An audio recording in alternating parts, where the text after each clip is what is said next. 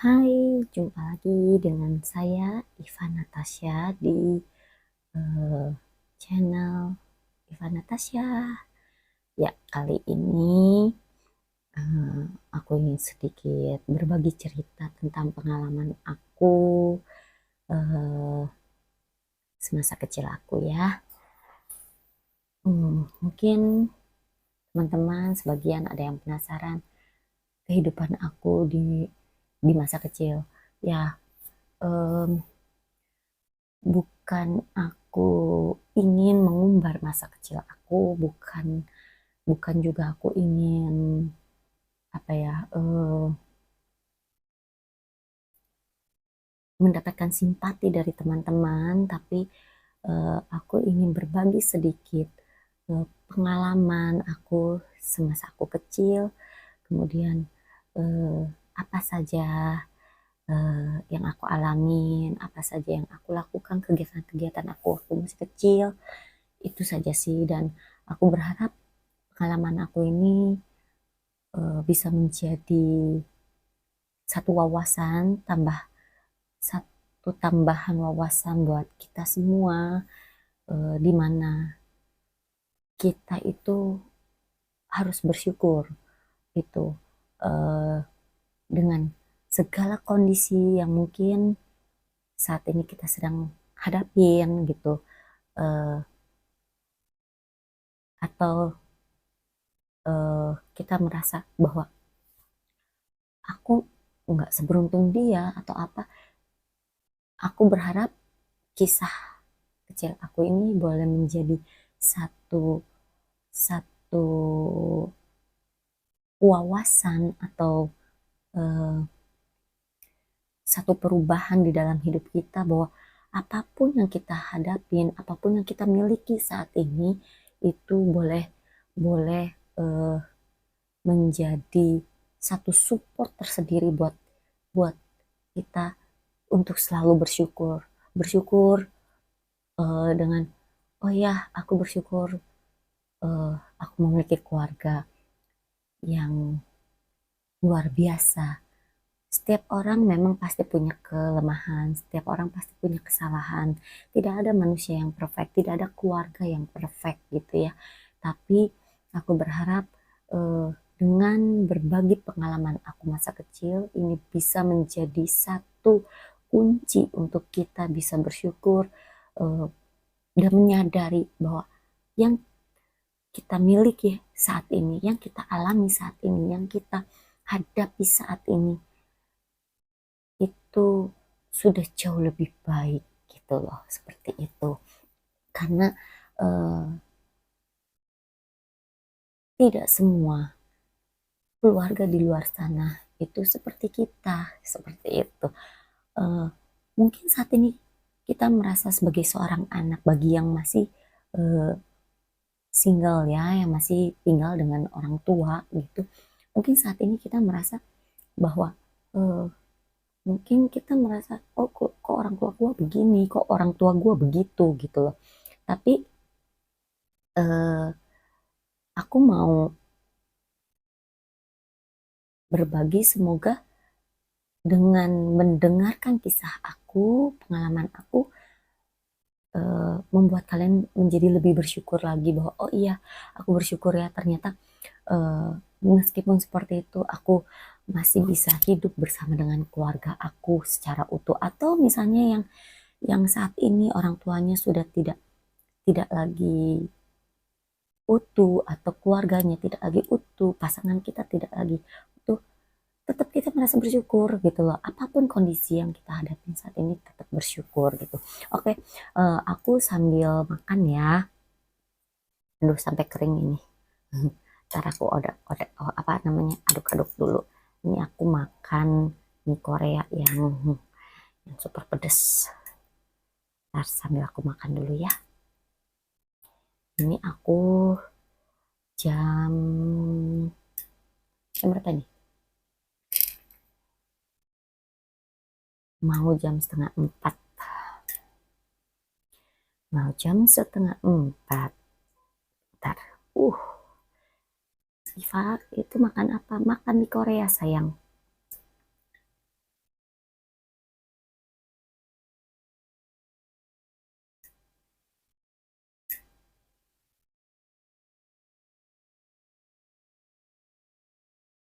Mie Korea dulu ya. Oke, makan teman-teman. Aku sambil makan ya.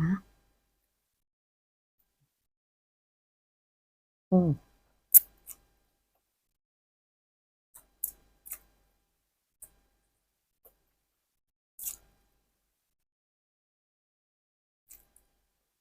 Hmm.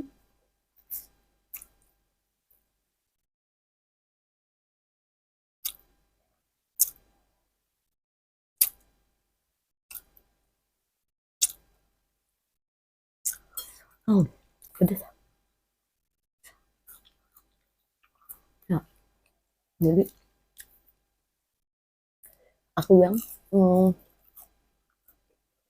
masa kecil aku tumbuh dari umur aku 2 tahun,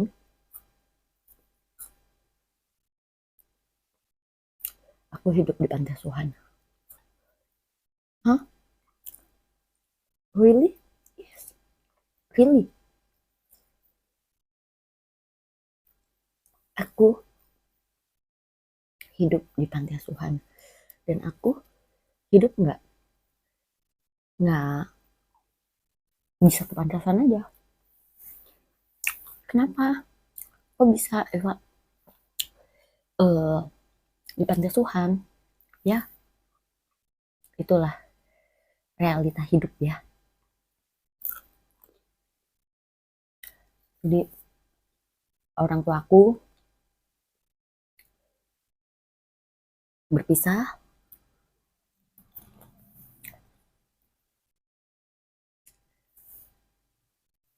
kemudian seperti biasanya ya, kalau orang tua berpisah, tentu yang menjadi korban siapa? Yes, that's right. Anak, anak yang menjadi korban. Orang tuaku pisah, em, sebetulnya nggak enak ya dibilang di sini, karena biar bagaimanapun itu orang tua aku gitu ya. Tapi tidak menyudutkan salah satu, tidak menyudutkan, tapi intinya yaitu dia jodoh orang tuaku cuma sampai pada saat aku 7 bulan di kandungan. Kok bisa? Ya, jadi mama aku itu jujur sebetulnya dia itu dulu zaman dulu sekali dia itu penyanyi. Dia itu penyanyi, boleh dibilang cukup terkenal pada zamannya gitu loh. Dan em, gurunya mamah itu adalah Eyang Titik Puspa. Eyang Titik Puspa adalah gurunya mama. Entah itu Eyang masih ingat atau tidak, saya tidak tahu ya gitu. Dan pada zaman itu mamah juga punya anak didik gitu loh. Siapa dia? Yaitu Tante Dewi Wul. Tante Dewi Wul adalah boleh dibilang anak didik mama saya, boleh dibilang juga partner mama saya gitu. Dan sampai saat ini beliau masih saling kontak ya, saling kontak antara mama dengan Tante Dewi Wul. Dan saya pernah sekali itu video call bertiga, mama, Tante Dewi Wul, dan saya gitu loh. Pada zaman itu, pada masanya itu mama itu sangat terkenal sekali. Sampai kalau sekarang mah boleh dibilang kata boleh dibilang eh, terkenalnya dengan istilah konser ya kalau sekarang. Tapi kalau zaman dulu itu terkenalnya dengan istilah show gitu loh. Nah, mama saya sampai show di mana-mana gitu loh.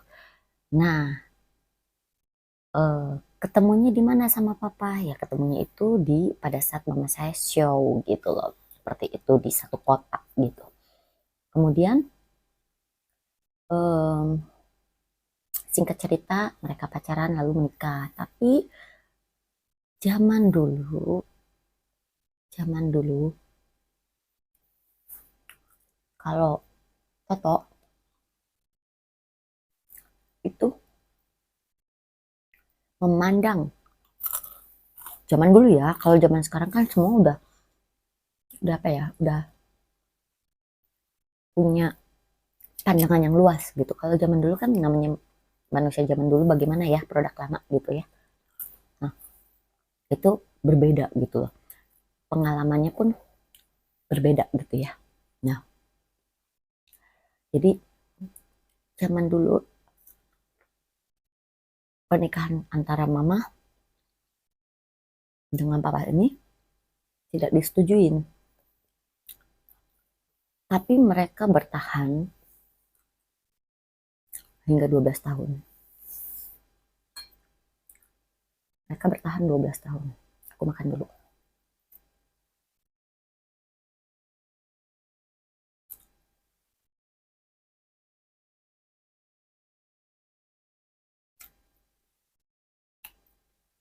Hmm.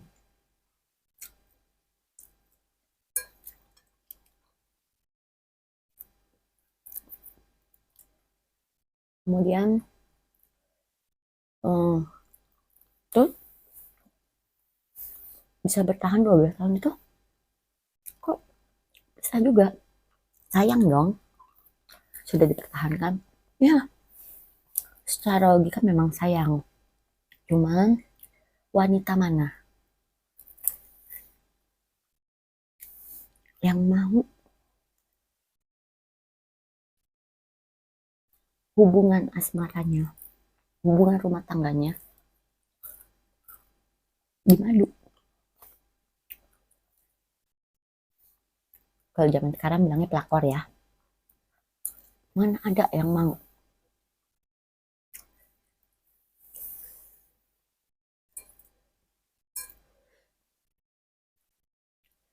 Singkat cerita, selama 12 tahun itu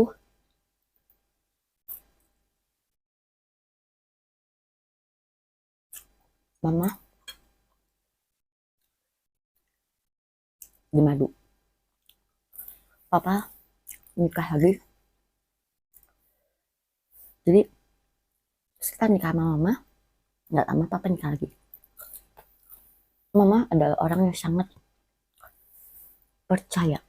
Orangnya tuh, mama itu kalau sudah percaya sama orang, dia akan percaya 100%. Itulah. Tidak pernah merasa curiga. Itu mama. Singkat cerita, akhirnya mama ya percaya kan sama papa 100%. Jadi papa kalau pulang, jadi mama waktu itu sudah setelah nikah sama papa, mama udah nggak nyanyi-nyanyi lagi. Kenapa? Karena memang papa yang tidak membolehkan. Kenapa tidak membolehkan? Ada ceritanya. Ceritanya aku makan dulu ya.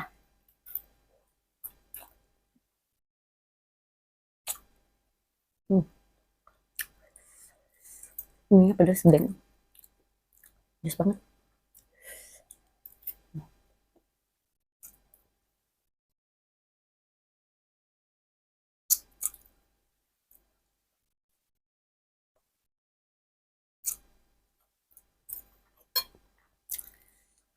Ada ceritanya. Jadi waktu mama show atau konser ya bahasa sekarangnya, itu di satu kota, kota Semarang. Mama mungkin capek ya, jadwalnya dia padat. Dia kecapean, dan pada saat dia konser, show,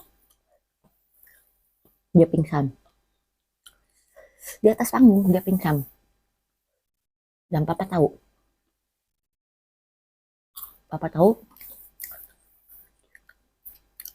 akhirnya tidak diperbolehkan malah nyanyi lagi gitu. Kemudian ya karena tidak diperbolehkan, jadi mama nggak nyanyi lagi gitu.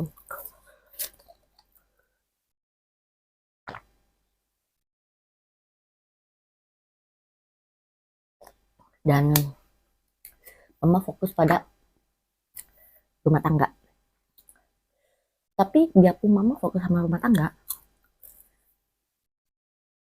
mama nggak pernah ikut papa kalau papa kerja gitu. Jadi mama sama papa ini punya satu perusahaan. Perusahaan ini cukup terkenal. Dia bergerak di bidang oli, stempet. Saya nggak perlu sebutkan ya namanya. Dan perusahaan ini ada di Jakarta.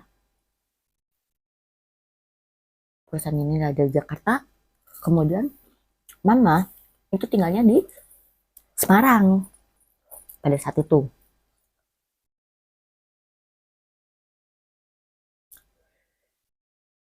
Jadi pada saat yang bersamaan, tidak selang berapa lama mama nikah sama papa tuh menikah lagi. Menikah dengan siapa? Dengan karyawannya, sekretarisnya.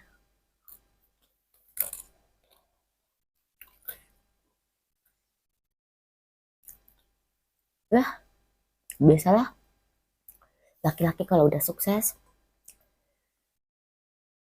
udah punya sekretarisnya pasti ada main sama sekretaris. Biasalah gitu. Tapi tidak sama papaku. Papaku bukan tipe orang yang seperti itu.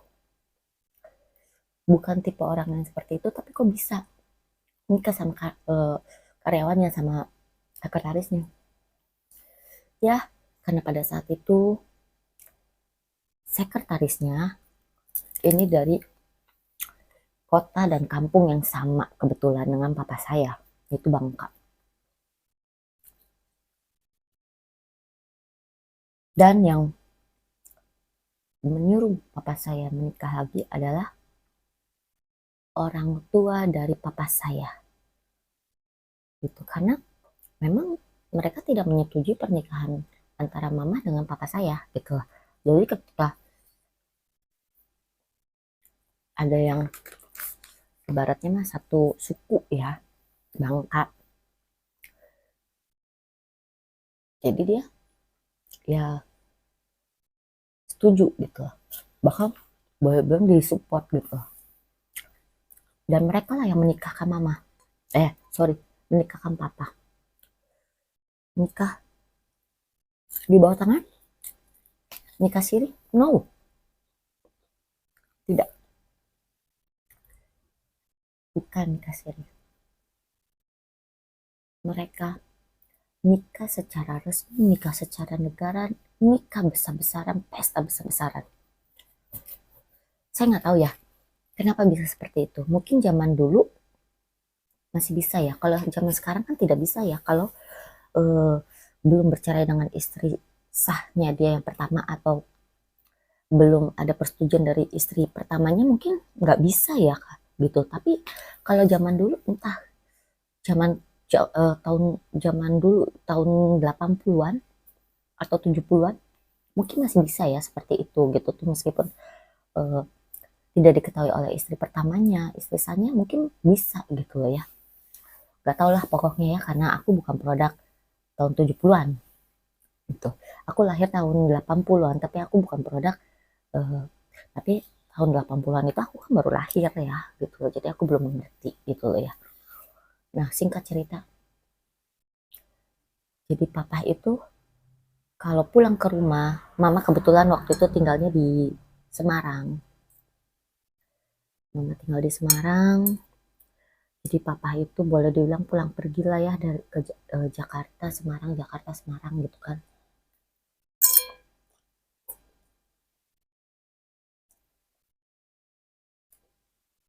Kenyang banget.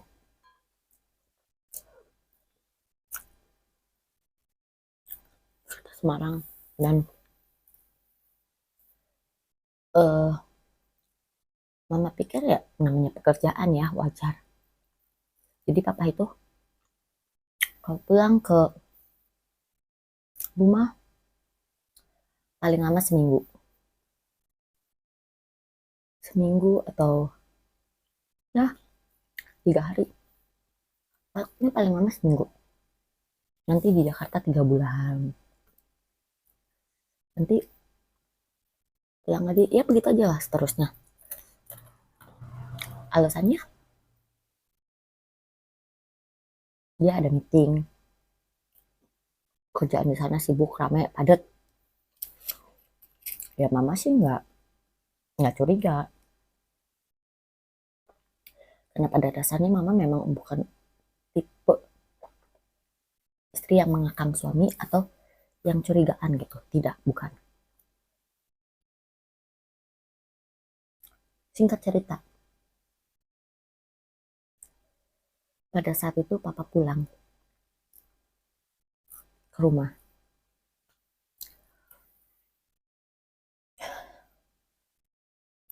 Baru 3 hari, papa bilang sama mama bahwa dia harus ke Singapura. Ada meeting katanya di Singapura.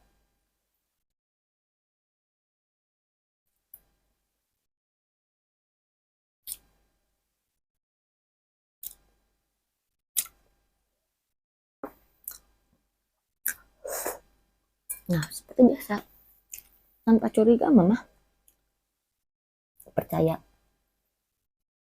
dan mengizinkan walaupun pada saat itu papa baru pulang. Baru ada 3 hari di rumah gitu loh. Diizinkan sama mama. Udah diizinkan pergi. Saat itu pagi hari papa berangkat dari rumah. Kemudian seperti biasa mama kalau tidak ada papa ya pasti jalan-jalan keluar rumah. Jenuh lah ya, namanya juga perempuan bersuami, suaminya nggak ada di rumah, ditinggal lama pasti kesepian, wajar. Jadi dia ya jalan-jalan sama temen-temennya atau sama keluarga gitu ya, wajar lah ya.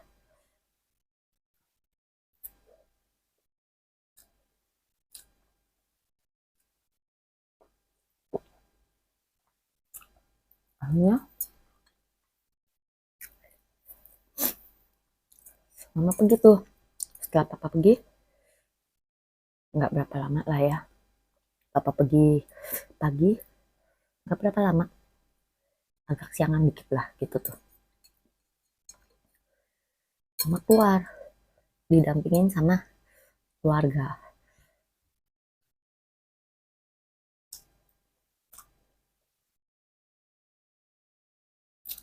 Mau jalan-jalan lah. Nah, tapi sebelum itu mama tinggal dulu ke pom bensin, mau isi bensin.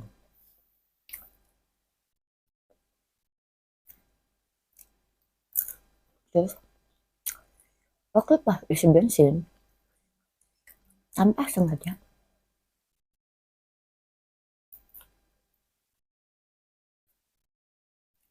mama ngeliat mobil papa di situ juga, di pom bensin itu juga.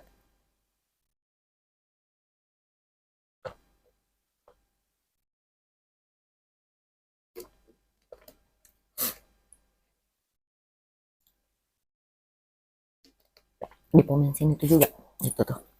Sebenarnya aku ambil minum dulu bentar ya. Kemudian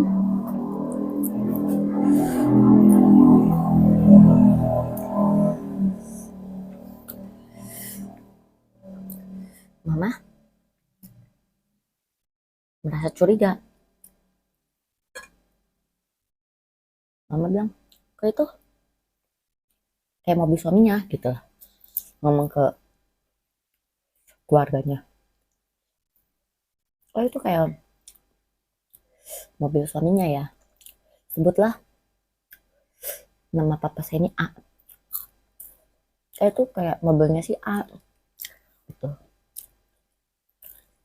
Kata keluarga saya, ah nggak mungkin. Yang punya mobil itu kan banyak. Tapi mama saya itu penasaran orangnya. Mama saya tuh bukan tipe orang yang curiga. Tapi kalau dia sudah penasaran dengan sesuatu, dia akan kulik. Itu mama. Singkat cerita, akhirnya mama deketin itu mobil. Mama tuh dari mobil dan mama tuh deketin itu mobil. Mama lihat plat nomornya bener. Tapi kok nggak ada orangnya di dalam. Di bagian supir ya saat itu. Terus tiba-tiba mama ngeliat kayak ada orang yang sembunyi di balik nozzle mesinnya itu.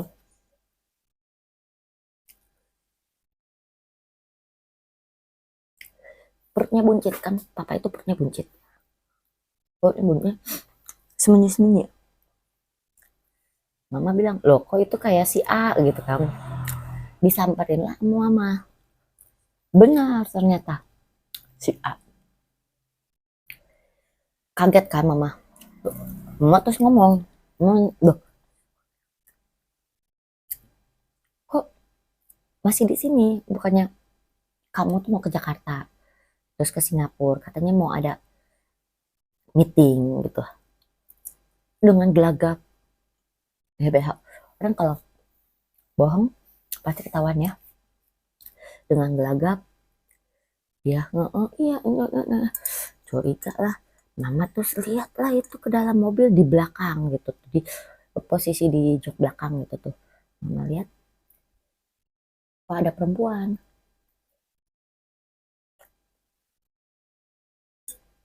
Di dalamnya ada perempuan dengan dua anak.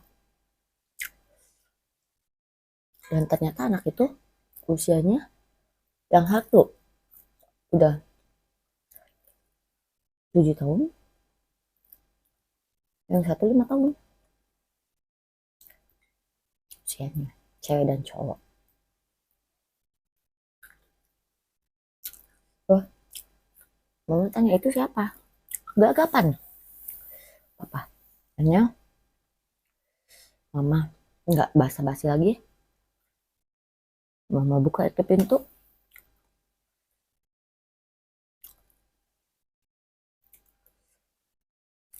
Beratnya mama interogasi lah. Disitulah ketahuan.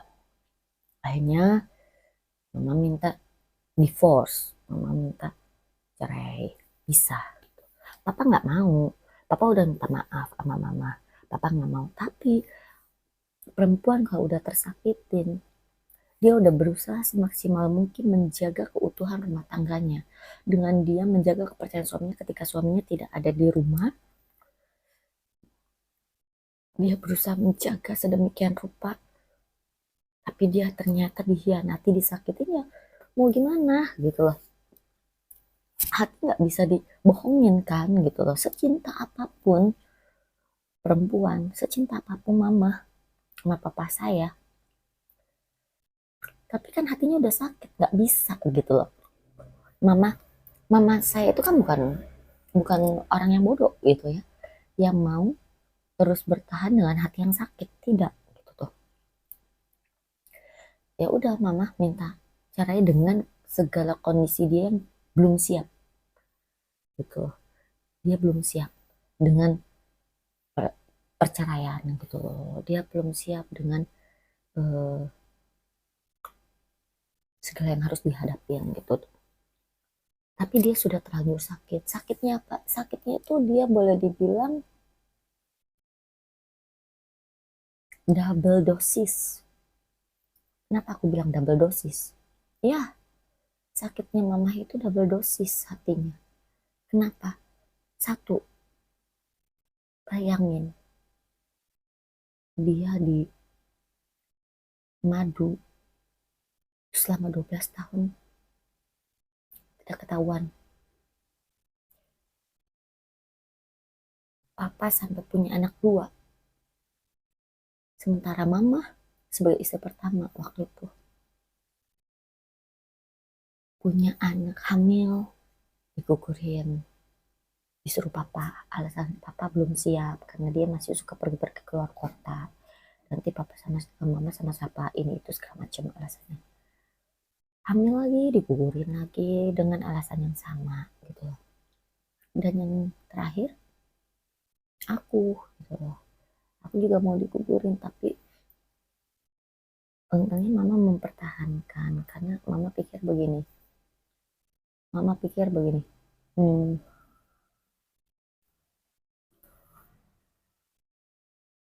aku udah 12 tahun menikah tapi aku belum punya anak gitu loh. Siap nggak siap aku harus siap gitu loh. Meskipun suami lagi di luar kota atau gimana dia harus siap kan dia gitu. Jadi akhirnya dia tetap mempertahankan kehamilannya itu gitu loh, sampai akhirnya ya ketahuan itu dan mama minta cerai gitu loh. Nggak tahu eh peraturan zaman dulu, kembali lagi ke peraturan zaman dulu, pada zamannya di tahun era 70 80 itu bagaimana aku nggak tahu gitu ya. Kalau zaman sekarang istri sedang hamil tidak bisa bercerai dengan suaminya kan ya selama anak itu masih dalam kandungan. Tapi zaman dulu entah bagaimana dia bisa bercerai gitu loh. Akhirnya bercerai tidak sampai di situ. Tidak sampai di situ. Akhir ketika ketahuan cerai,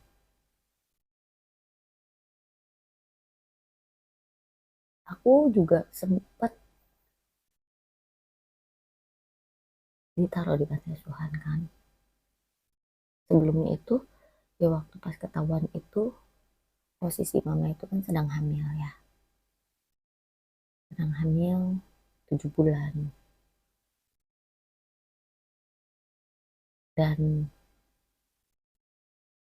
saat itu sebagai orang tua dari ayah saya, dari papa saya, yang namanya memang membenci mama saya itu benar-benar benci sampai akhirnya bukannya ketika ketahuan bukannya minta maaf atau bagaimana, dia malah berusaha untuk eh, mengeluarkan paksa saya dari kandungan gitu loh. Seperti itu. Kenapa saya bisa selamat? Nah, itu dia. Kasih Tuhan itu luar biasa dalam hidup saya. Jam 5 pagi sebelum jam 5 pagi. Saat itu mama saya masuk rumah sakit, depresi, tapi belum terlalu berat depresinya. Ya shock lah ya boleh dibilang. Masuk rumah sakit, kemudian ada perawatnya di situ yang bilang, bangunin mama saya. Bu, bu, ibu bangun. Cepetan ibu bangun, katanya gitu. Ibu harus secepatnya keluar dari sini. Kalau enggak, ibu dan anak ibu bisa meninggal, katanya gitu. Karena eh, mertua ibu sudah suruh eh, di sana gitu ya, personal di sana untuk mengeluarkan anak ibu dari perut gitu loh. Mama saya mendengar itu sakit-sakit pun dia bangun dan dia kabur dari rumah sakit itu. Dia kabur. Akhirnya setelah dia kabur, udah singkat cerita saya akhirnya lahir kan. Saya lahir di bidan. akhirnya. Dan saya tumbuh besar. Sorry, saya bukan umur 2 tahun. Tadi saya salah ya. Saya tumbuh besar dan saat itu kehidupan ekonomi kami benar-benar hancur. Kehidupan ekonomi mama itu benar-benar hancur karena eh, boleh dibilang mama ini sejak lahir itu dirawatnya sama nenek dan kakeknya gitu loh. Dimana kita tahu ya kalau nenek dan kakek itu pasti akan jauh lebih sayang sama cucu dibanding sama anaknya sendiri gitu kan. Nah demikian juga dengan mama. Mama baru 7 hari sudah diberikan ke neneknya gitu loh. Ya boleh dibilang buyut saya ya gitu ya sudah diberikan ke buyut saya gitu tuh.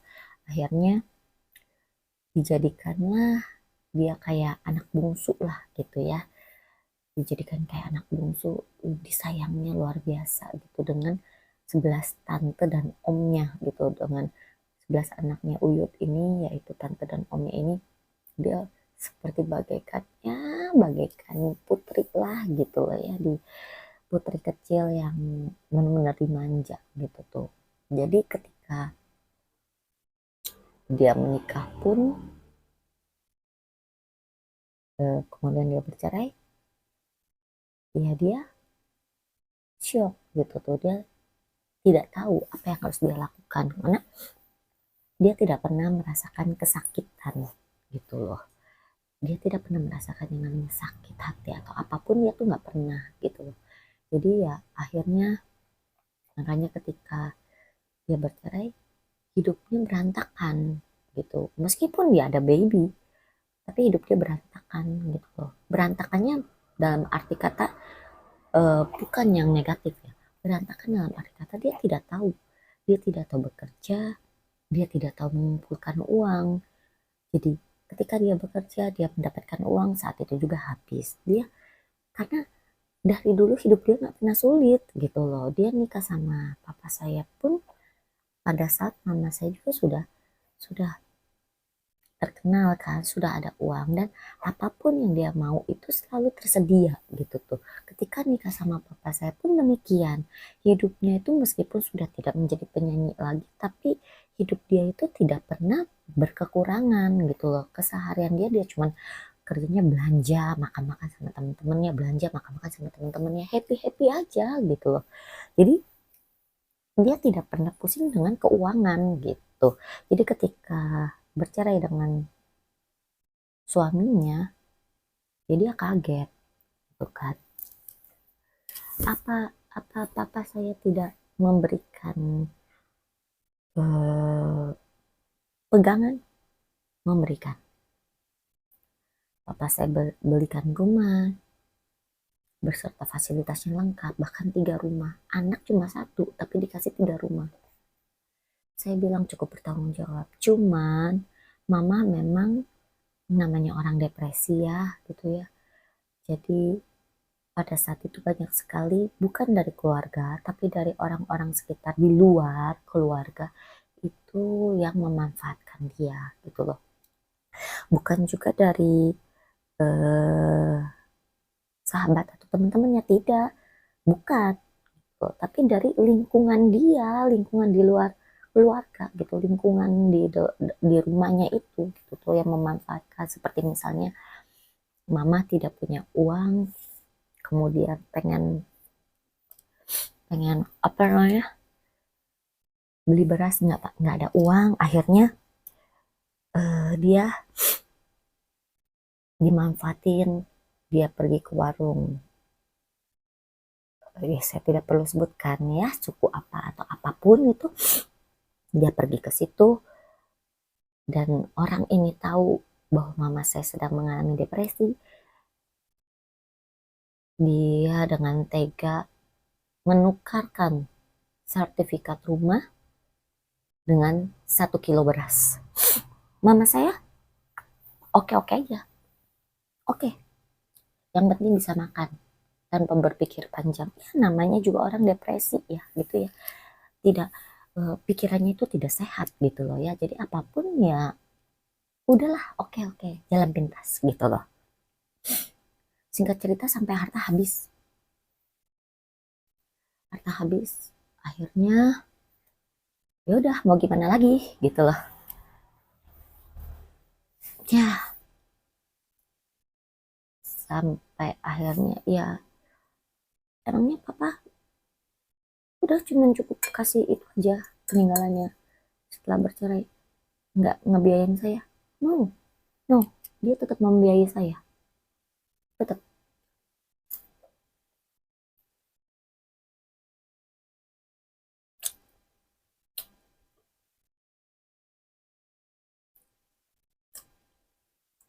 Papa itu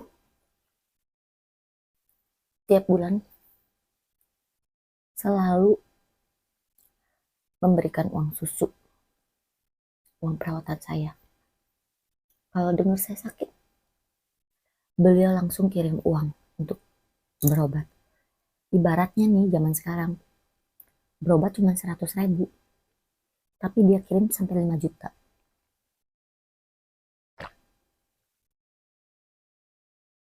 Itu papa. Karena memang papa itu kan sebetulnya nggak mau cerai sama mama gitu.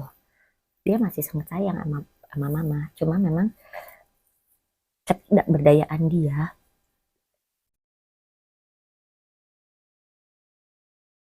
ketidakberdayaan dia melawan orang tuanya untuk tidak mempoligami istrinya, itu saja yang membuat dia hancur hubungannya dalam sekejap dengan mama saya gitu.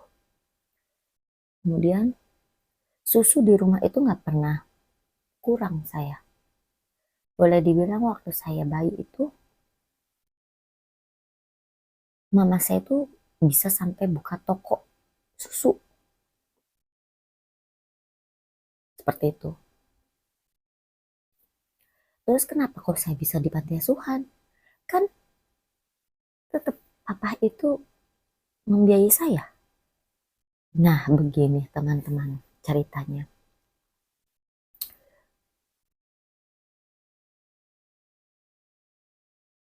Satu hari ketika umur saya 4 tahun,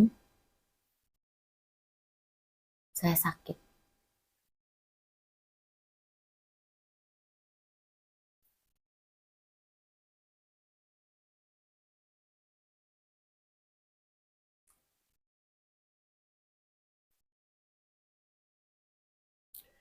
Saya sakit, mama kemudian mengabari papa, mengatakan bahwa saya sakit, dan papa akhirnya mengirim uang lewat Wesel. Dulu kan nggak ada yang namanya rekening ya, maksudnya kirim via rekening apa gitu enggak kan. Dulu itu kirim uang itu lewat Wesel gitu loh. Nah, papa ngirim lewat Wesel uang begitu cukup banyak. Tapi kemudian itu menjadi yang terakhir papa kirim. Kenapa?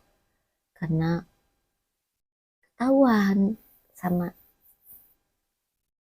istrinya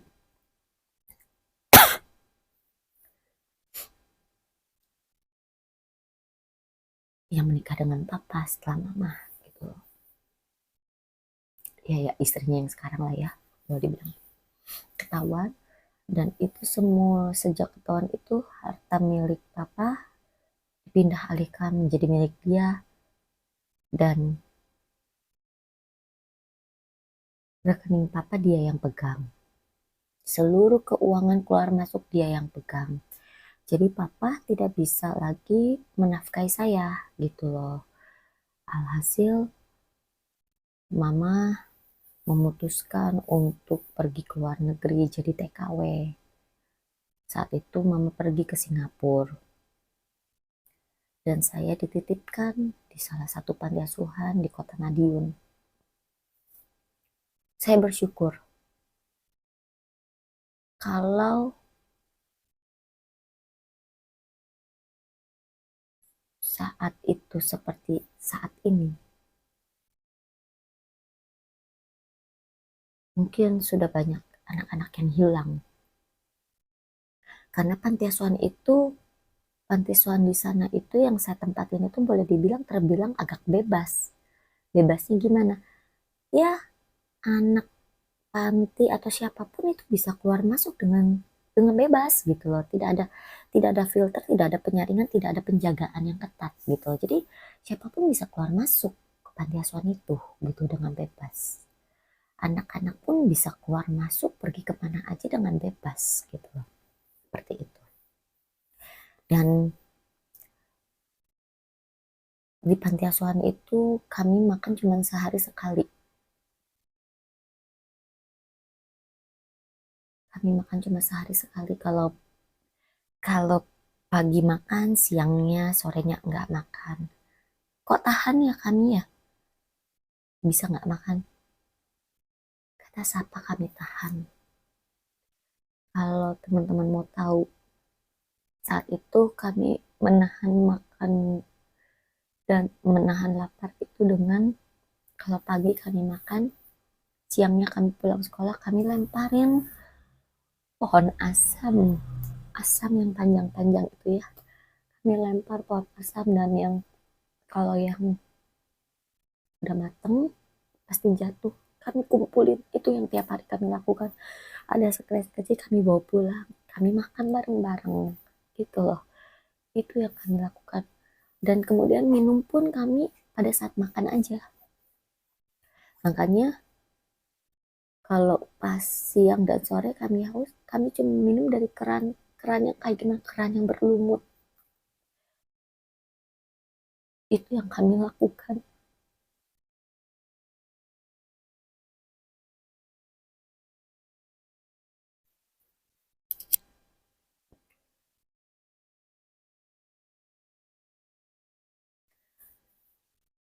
Jadi bersyukur buat teman-teman.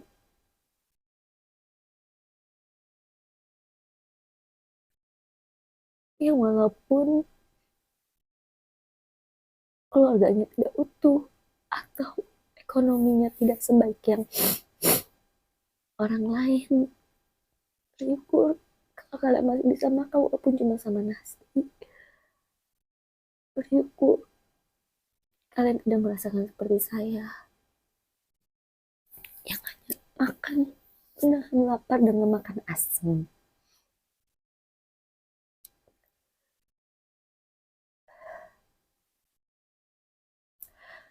Singkat cerita,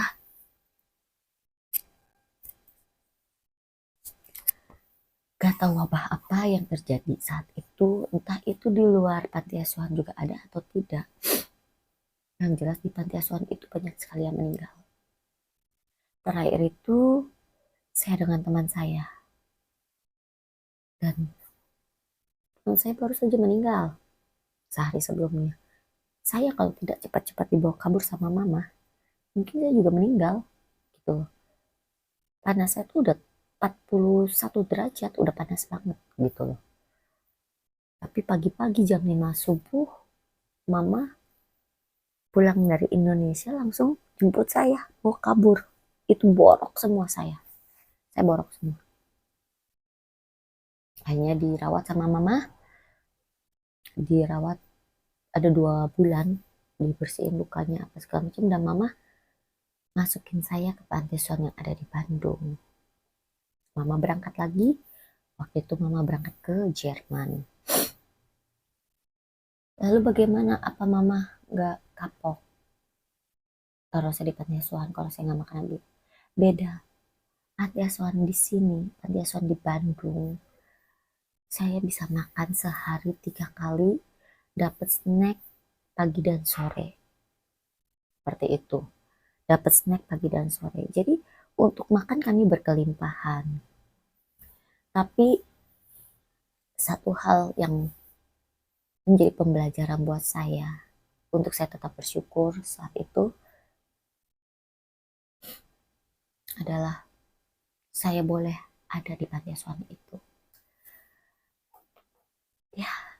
hidup saya memang nggak senyaman anak-anak panti asuhan yang lain yang ada di panti asuhan saat itu, di panti asuhan itu gitu ya. Karena mungkin dari sekian anak-anak saya yang putih, saya kulitnya putih sendiri gitu loh, sehingga siapapun yang datang, eh, pengunjung-pengunjung pasti kayak merasa tertarik, sayang sama saya gitu, dan itu membuat satu kecemburuan sendiri buat kepala panti asuhannya saat itu. Bayangkan satu anak di panti asuhan itu mendapatkan maksimum itu 2 sponsor, sementara saya 5 sponsor. Sponsor sponsor tuh apa? Kalau di panti asuhan, sponsor ibaratnya itu adalah orang tua angkat kita gitu loh, orang tua angkat kita yang akan mensupport segala kebutuhan kita di panti asuhan itu gitu.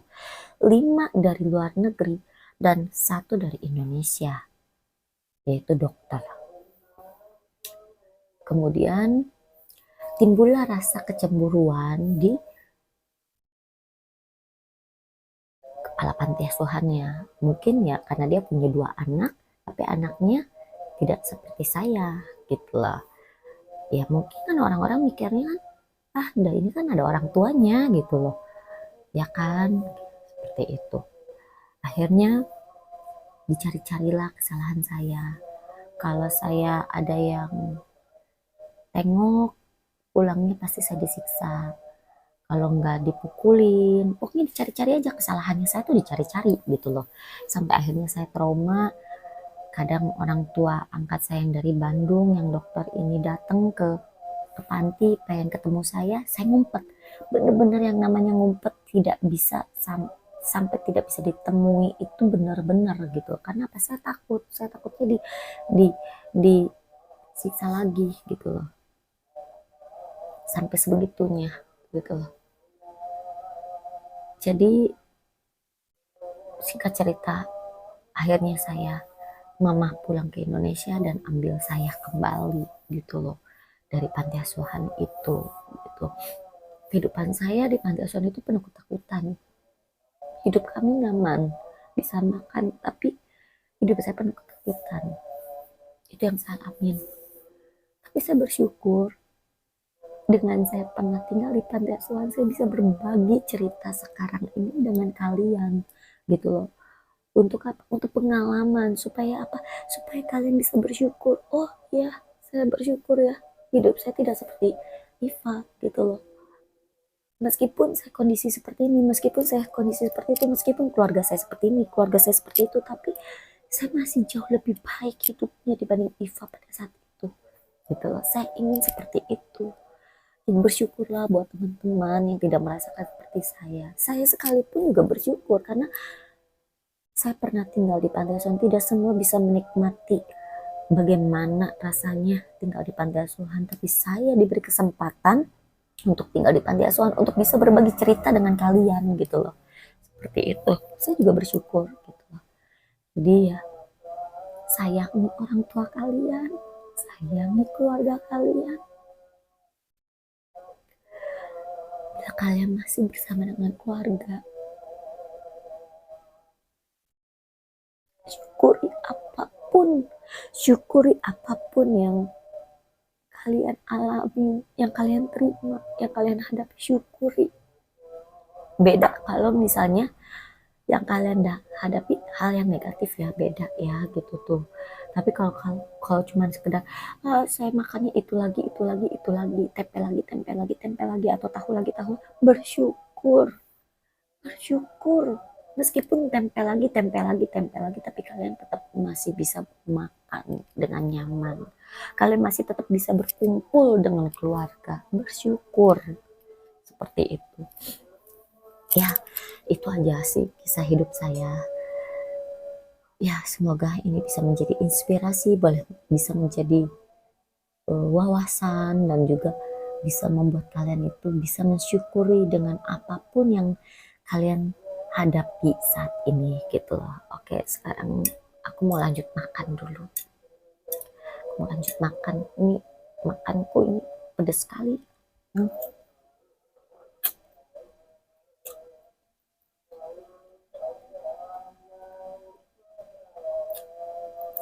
sekali lagi aku cerita kayak gini bukan untuk menarik simpati kalian. No.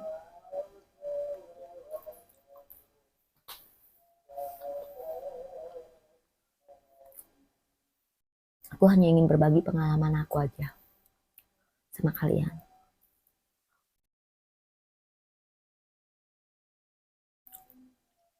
Aku ingin hari-hari kalian, hari-hari teman-teman dipenuhi dengan rasa syukur.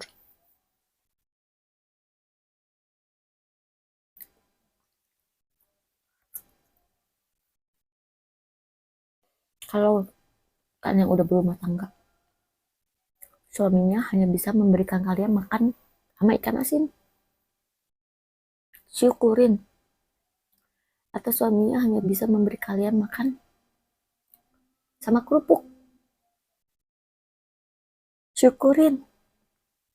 Atau kalian berdua pasangan atau satu keluarga tuh nggak bisa makan satu piring nasi dibagi 4 orang, satu piring nasi dibagi 2 orang, dengan satu kerupuk dibagi, syukurin. Karena biar bagaimanapun kalian masih bisa makan. Mana kenyang dong segitu. Ya memang aku tahu itu tidak kenyang, tapi tetap bersyukur. Bersyukur. Karena kalian tidak hanya makan sama asam aja seperti yang saya rasakan, yang seperti yang saya alami, cuma sama asam. Minum dari keran berlumut.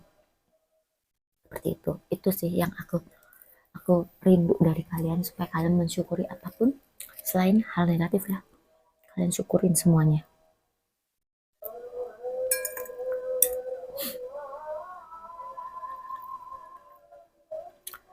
Makanku nggak habis-habis.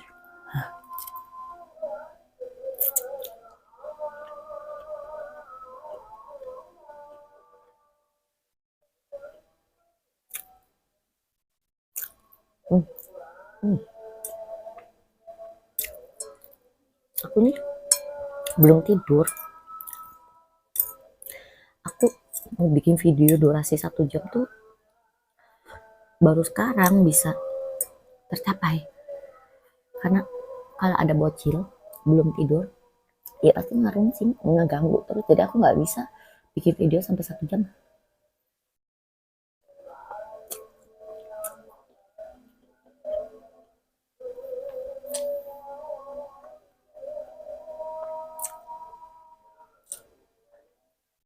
Malah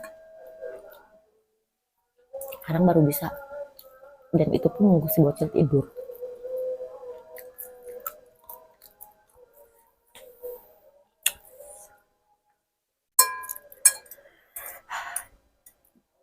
Aku berharap video aku ini bisa menjadi inspirasi ya. Sekali lagi aku berharap video ini bisa menjadi inspirasi buat teman-teman semua.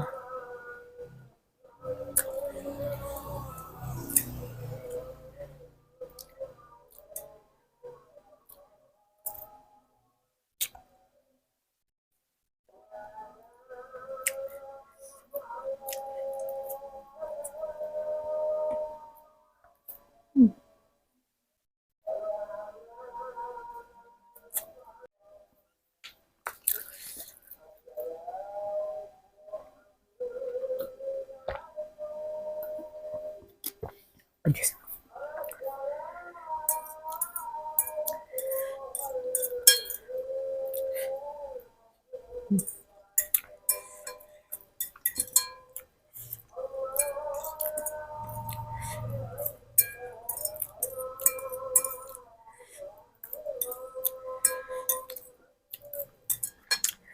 Habis juga.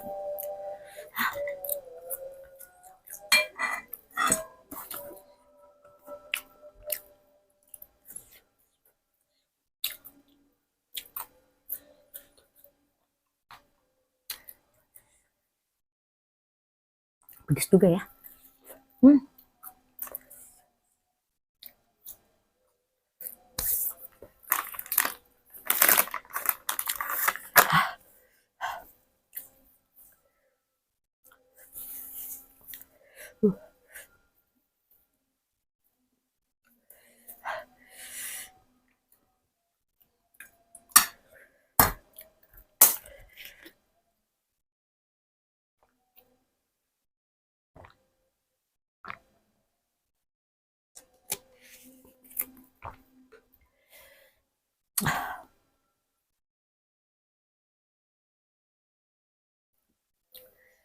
Oke,